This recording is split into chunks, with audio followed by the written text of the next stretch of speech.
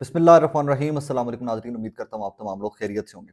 पाकिस्तान की political happenings तो आए दिन एक से बढ़कर एक से बढ़कर एक होती जा रही हैं। बट मैं पिछले 2-3 दिन कोई ज़्यादा मसरूफ़ था जॉब के सिलसिले में लाहौर इस्लामाबाद के दरमियान में चक्कर लग रहे थे, तो आप लोगों से ज़्यादा मुलाकात नहीं हो सकी। बहरहाल, आज की सबसे बड़ी खबर, जो बहुत बड़ी खबर इसलिए नहीं है कि इसके लिए पहले से ज़हन साज़ी हो चुकी थी, सबको पता था कि क्या होने जा रहा है। साइफर केस में एवरीबडी न्यू, यहाँ तक कि फैमिली को भी पता था कि क्या आने जा रहा है। पाकिस्तान तहरीक इंसाफ के वोटर्स को भी पता था कि इमरान खान साहब शाह महमूद कुरैशी साहब के साथ क्या होने जा रहा है। जनाब, आज फिर फाइनली जज साहब जो हैं, अबुल असनाद जुल्करनैन साहब जो हैं, उन्होंने आज इमरान खान साहब को और शाह महमूद कुरैशी साहब को 10-10 साल कैद बामुशक्कत सुना दी है। जिस तरीके से सुनाई गई, कैसे वकला को बाहर रखा गया, कैसे आज हामिद खान साहब ने बताया कि उनके वकला जो हैं, इमरान खान साहब की जो लीगल टीम है, उनको कैसे एक कमरे के अंदर बंद करके बंदूकें दिखाकर हिरासा किया जाता रहा। ये सारी कहानियाँ तारीख में याद रखी जाएंगी, ये तारीख में अपना अपना हिस्सा बनाती जा रही हैं, लिखी जा रही हैं, नोट डाउन होती जा रही हैं। किसी वक्त में बताया करेंगे आने वाले नस्लों को ये जो अल्फाज हैं कि आपसे पहले पाकिस्तान में क्या क्या हो चुका है। इमरान खान साहब को सजा सुना दी गई, कैद बामुशक्कत सुनाई गई है। इस कैद बामुशक्कत के दोनों को कैद बामुशक्कत सुनाई गई है, यहाँ तक कि शाह महमूद कुरैशी साहब का बयान रिकॉर्ड किए बगैर ही उनको सजा सुना दी गई है। सजा के बाद जनाबे वाला एक्सक्यूज मी, कैद बामुशक्कत में साबिक वज़ीर आज़म इमरान खान और साबिक वज़ीर ख़ारिजा शाह महमूद कुरैशी को क्या करना होगा। कैद बामुशक्कत में कैदियों को पढ़ाना, किचन में खाना बनाने की मदद, सफाई करना, पौधों की देखभाल, तराश खराश करना, जेल में मौजूद नाई की दुकान में काम वगैरह करना शामिल हो सकते हैं। और ये काम किसने क्या करना है, इसका फैसला जेल का अमला करेगा। एनीवेज, आज से इमरान खान साहब जेल का जो यूनिफॉर्म है वो उनको मुहैया कर दिए गए हैं, और शाह महमूद कुरैशी साहब को एक दो दो जो लिबास होते हैं, क्वांटिटी में दो दो अदद, वो उनको जनाब जेल का लिबास मुहैया कर दिया जाएगा। इस केस के बारे में क्या बात की जाए कि ये केस जैसे कि आगे सुपीरियर कोर्ट्स में जाएगा, आगे बड़ी कोई अदालतों में जाएगा, उड़ा कर रख दिया जाएगा इसके मेरिट्स के ऊपर, और जिस तरह ये सुना गया है और जिस तरह जल्दी में सजाएं दी गई हैं, जैसे वकला को पेश नहीं होने दिया गया, इसके ऊपर बात आई थिंक टीवी के ऊपर आप लोग बहुत ज्यादा देख चुके होंगे, या बाकी लोगों ने इसको मेरे से पहले रिपोर्ट कर दिया। कहानी क्या है उसको समझने की जरूरत है। एक स्पेसिफिक सहाफियों का ग्रुप है, या एक स्पेसिफिक सहाफियों का माइंडसेट पुराना चला आ रहा है पाकिस्तान के अंदर। जो पुराने सहाफी हैं वो ये क्लेम करते हैं, जो बुजुर्ग सहाफी हमारे, वो ये क्लेम करते हैं कि जनाबे वाला स्विंगिंग वोट, या जो होता है वोट के जो देखता है कि हवा किस तरफ जा रही है, तो वो हर हल्के में 10 से 20% होता है। तो ये जो सजा है ना, आज के बाद 10 से 20% वोट जो है वो पीएमएलएन का या पीपल्स पार्टी का बढ़ गया, तरीके इंसाफ को स्विंगिंग वोट वोट नहीं करेगा। अच्छा, मेरी राय इसमें थोड़ी सी मुख्तलफ है कि इस सारे मामले को करने के पीछे इतनी जल्दी क्या थी भाईजान, कि आपने 8 फरवरी से पहले ही क्यों सजा सुनानी थी, कि दिन रात कोर्ट जो है, रात जो गुजरी है, जज साहब 1 बजे तक अदालत में, कुछ राय कहते हैं कि 1 बजे तक वहां बैठे रहे और क्वेश्चन और वो सवालनामा इमरान खान साहब के लिए बनाते रहे, 10-10 बजे तक अदालतें चलती रही। आई विश, आई प्रे कि यही अदालती निजाम पूरे मुल्क के बासियों के लिए, हर पाकिस्तानी के लिए इतनी ही तेजी और इतनी ही स्पीड से काम करे। लेकिन ये सिर्फ सहूलत इमरान खान और शाह महमूद कुरैशी साहब को हासिल थी, और इलेक्शन से चंद दिन पहले सजा देना। मकसद क्या था? पाकिस्तान तहरीक इंसाफ के वोटर को डिसार्ट कर देना। पाकिस्तान तहरीक इंसाफ का वोटर जो कि जी अब तो इमरान खान को सजा हो गई है। अभी सुहेल वड़ाइच साहब की स्टेटमेंट ये आ भी गई है, हमारे सीनियर सहाफी हैं, वो कहते हैं जी कि अब तो इमरान खान को सजा हो गई है, इमरान खान तो वजीर आजम नहीं बन रहा, तो अब वो जो स्विंगिंग वोट था, जो हवा के रुख के साथ वोट चलता है, वो वोट जो है वो तहरीक इंसाफ 10-15%, 20% वोटों से हाथ धो बैठी है।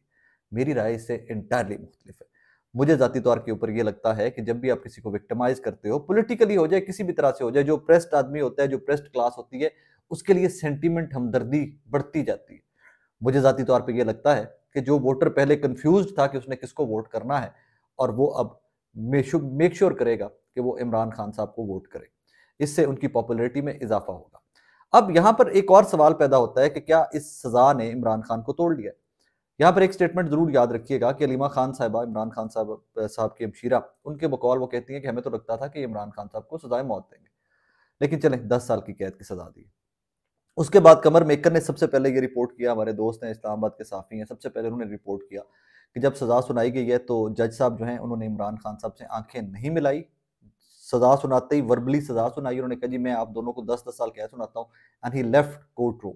और उसके बाद इमरान खान साहब कह के लगाकर वहां पर, मतलब बड़े कॉन्फिडेंट वो मुस्कुराते रहे, बिकॉज उनको पता था, सभी को आइडिया था कि what is going to happen, कि जिस तरह का ट्रायल और जिस तरह के भोंडे तरीके से केस चलाया जा रहा था, इसमें कौन सा कानूनी तकाजा पूरा किया गया था। अब दूसरे एंगल पे आ जाइए। क्या ये वही साइफर नहीं है जिसके ऊपर हमारे सीनियर सहाफी कहते रहे कि अगर कोई खत इस किस्म का आया हो और इमरान खान और तहरीक इंसाफ साबित कर दे कि इस किस्म का ख़त आया है तो उसको वो सहाफ़त छोड़ देंगे। क्या ये वही ख़त नहीं था? क्या इस पॉलिटिकल पार्टीज़ ये नहीं कहती रही कि झूठ बोला जा रहा है, कोई साइफ़र नहीं आया? क्या ये वही साइफ़र नहीं है जो राना सनाउल्लाह साहब कह चुके हैं कि जनाब वो तो फ़ॉरेन ऑफिस का में रिकॉर्ड का हिस्सा है। अब इसकी डिटेल क्या है, मुझे अभी तक कन्फ्यूजन है इन 2 चीज़ों के ऊपर कि I will be very honest, मुझे अभी तक मैंने सारी खबरें इसके ऊपर पढ़ी हैं, सारे दोस्तों से बात की है जो रिपोर्टर थे। मुझे अभी तक इस साथ कुछ कहते हैं जी कि साइफ़र लहराने के ऊपर सज़ा है, कुछ कहते हैं जनाब कि साइफ़र चोरी हो गया उसके ऊपर सज़ा है।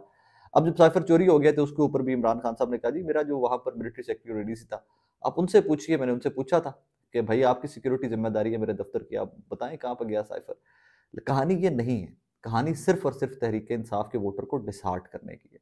अभी रिसेंटली मैं तो उस दिन कवर नहीं कर सका वो जो रैलीज़ इतवार को पाकिस्तान तहरीक इंसाफ ने मुल्क गिर निकाली हैं। लेकिन मैंने सुना है, मैंने फुटेजेस देखी हैं बाद में, अगले दिन उससे नेक्स्ट डे मैंने फुटेजेस सारी देखी हैं, तो वो तो बहुत बड़े-बड़े रैलियाँ नहीं, रैले थे वो तो।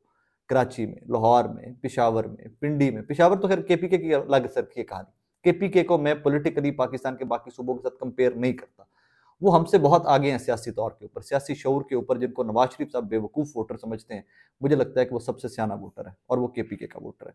बहरहाल, 1-2 चीज़ें अंडरस्टैंड करने की ज़रूरत है कि इन मौजूदा हालात के अंदर इमरान खान को सज़ा सुनाना एक ट्रैप इस तरह से भी हो सकता है कि तहरीक इंसाफ का वोटर जो है वो रिएक्शन दे, वो निकले बाहर, वो अल्लाह ना करे किसी किस्म के जलाओ, घिराओ, तोड़-फोड़ में इन्वॉल्व हो और इसके ऊपर तहरीक इंसाफ की लीडरशिप इस दफ़ा बहुत रिस्पॉन्सिबली बिहेव कर रही है। बार-बार सब कह रहे हैं कि इट्स ये एक और 9 मई की तरह का वाक़या नहीं होने देना हमने, बिल्कुल नहीं होने देना। आप लोगों ने घरों से नहीं निकलना, आप लोगों ने एहतजाज नहीं करना, आपने कोई जलसे-जुलूस नहीं करने, आप चुप करके पुरसुकून तरीके से घरों में रहें और एक ही तरीका कर हाँ, इसके बाद इमरान खान साहब का जेल से जो पैगाम आया है, सज़ा होने के बाद जो पैगाम आया, जो सहाफ़ियों ने रिपोर्ट किया है, वो पैगाम भी एक ही पैगाम था कि जनाब 8 फरवरी का दिन जो है, वो आपके पास मौका है कि आप 8 फरवरी को वोट डालकर इस सारे जो ज़ुल्म और जबर हो रहा है, इस सारे का बदला ले सकते हैं। अब मुझे नहीं पता कि तहरीक-ए-इंसाफ का वोटर किस हद तक इसके ऊपर अमल कर रहा है, किस हद तक अमल नहीं कर रहा। लेकिन वे फॉरवर्ड इस टाइम के ऊपर एक यही है कि 8 फरवरी का इंतज़ार कीजिए और अपना वोट 8 फरवरी को डालिएगा। सेकेंडली, जहाँ-जहाँ से भी ये सोच रखने वाले लोग हैं कि इस तरह किसी भी सियासी जमात को दबाकर ख़त्म कर दिया जाएगा। जमात तो ख़त्म नहीं होगी, मेरे पास उसका सबूत है, मेरे पास माज़ी उसका गवाह है, पीपल्स पार्टी ख़त्म नहीं हो सकी, पीएमएलएन ख़त्म नहीं हो सकी और यार काफ लीग नहीं ख़त्म हो सकी भाइयों। तो फिर पाकिस्तान तहरीक-ए-इंसाफ आप कैसे ख़त्म कर लोगे? मेरे पास इसकी सिर्फ एक लॉजिक है कि जमहूर के अंदर, जमहूरी मुल्कों के अंदर इस तरह के फैसले, इस तरह का तेज़ तरीन इंसाफ, इस तरह का अजीब सा मतलब अब तो फैसलों के ऊपर भी तनकीद करते हुए अजीब सा लगता है कि जनाब इसी में तौहीन अदालत हम पे भी लग जानी है। इतना वो घुटन का माहौल है इस मुल्क के अंदर एट दिस मोमेंट। कट जाएँगे बादल, छ छ चले जाएँगे बादल, आई नो दैट। रात है तो दिन होना ही होना है, दिन है तो रात होनी ही होनी है। लेकिन ये वो वक़्त था कि जहाँ पर तमाम सियासी जमातों को इकट्ठे बैठकर, तमाम स्टेक होल्डर्स को इकट्ठे बैठकर मुल्क को आगे ले जाने की बात करनी चाहिए थी। लेकिन चलिए, इट्स अजीब से मामलात हैं। इसके ऊपर बहुत ज़्यादा कि बंदा क्या बात करे। गलत हो रहा है, जो हो रहा है और बड़ी स्पीड से गलत हो रहा है। फिर गलत भी नहीं हो रहा अकेला, बहुत स्पीड से गलत हो रहा है और हो ही जा रहा है। बस इसके ऊपर मैं यही कहूँगा कि इस मुल्क के ऊपर अल्लाह पाक रहम करे, अवाम के ऊपर रहम करे। कुछ समझ नहीं आती कि अब वे फॉरवर्ड क्या है। अब जाकर मुझे भी, I am one of those people के जिनको जिनको समझ नहीं आ रही। पहले मैं भी कहता था कि सारी सियासी जमातें इकट्ठी बैठ जाएँ, एस्टेब्लिशमेंट, जजेस, तमाम स्टेक होल्डर इस मुल्क के जो बड़े हैं, वो इकट्ठे बैठ जाएँ तो कोई ना कोई वे फॉरवर्ड निकल आएगा, कोई ना कोई हल निकल आएगा। अब मुझे भी समझ नहीं आती कि जब अब एक ही जमात जिसके करोड़ों वोटर्स हैं, जिसके बिलियन के करीब तो रजिस्टर्ड मेंबर्स हैं यार पाकिस्तान तहरीक-ए-इंसाफ के, तो जो दुनिया की बड़ी सियासी जमातों में से एक रजिस्टर्ड जमात। आप उसी के लोगों को इस तरह क्रश करते जा रहे हैं, इस तरह का इंसाफ देकर उनको मज़ीद कॉर्नर करते जा रहे हैं, उनको मज़ीद डिप्राइव्ड करते जा रहे हैं, उनको मज़ीद फीलिंग दी जा रही है ये कि यू आर कॉर्नर्ड, असीं तुहानू तुनना है और वो तुनने जा रहे हैं उधर जाके। I don't know, honestly I don't know what's the way forward here. बस एक है कि दुआ में याद रखिएगा। अपना बहुत सारा ख्याल रखिएगा। अल्लाह हाफ़िज़।